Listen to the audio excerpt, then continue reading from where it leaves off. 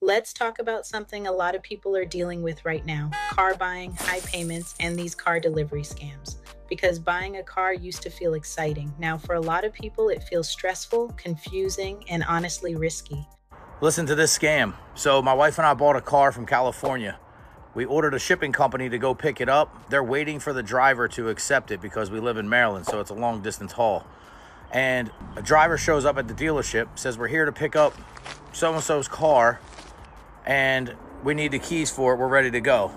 Well, the dealership's onto this scam and they said, well, what's the client's name? They said, here's her full name. What's the client's address? Here's the client's full address. What's her phone number? They give a number. They're like, did you call her? Can you get her on the phone and make sure that it's okay to bring this car over there? He goes, I tried to call a couple times. I didn't get an answer, so I'm just here to pick it up. Dealership instantly texts my wife, says, hey, did you get this shipping company to come pick up the car? We contact the shipping company. They said, no, we haven't found a driver yet. If you're having a car shipped from another state, you never pay anybody until your car shows up and you have your keys in your hand. The only person you should pay is the shipping broker, their fee, if they're, if you're using a shipping broker. I had a customer who paid somebody who called him and said, hey, the car is, 2 hours away and you owe us $900, which is the agreed upon amount. Turns out that person that called him had dispatched it like 3 different times and never planned on paying their driver, and collected money from my client and never paid their driver. If you are going to ship your cars from state to state, you have to watch this video because there's so many scams out there, which I have fallen victim to. The very first thing you should not do is Google shipping your car, transporting cars to Florida, something along those lines. Because all of these companies come up and you put your information in and you get like 25, 30 calls. And text messages, and you're like, what did I just do? Where did I get this information?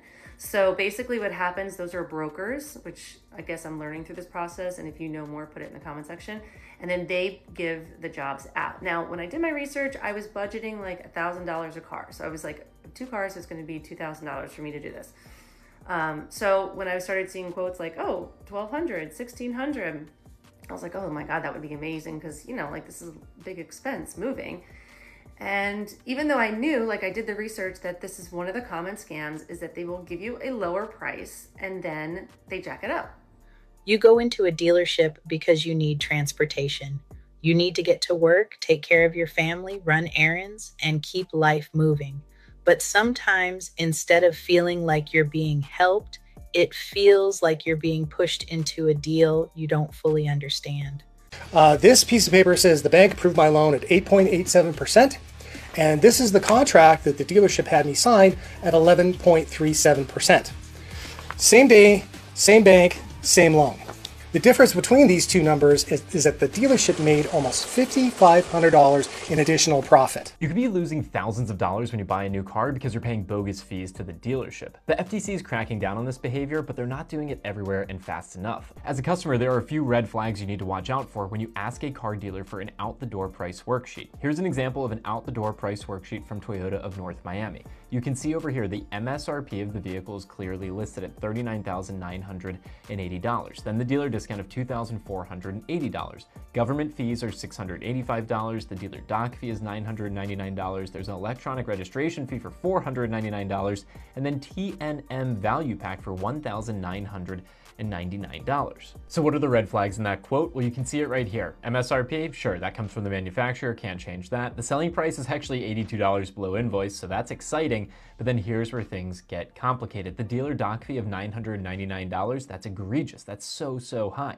The electronic registration fee for $499, that is super overpriced, and the TNM value pack for $2,000 is junk you didn't ask for.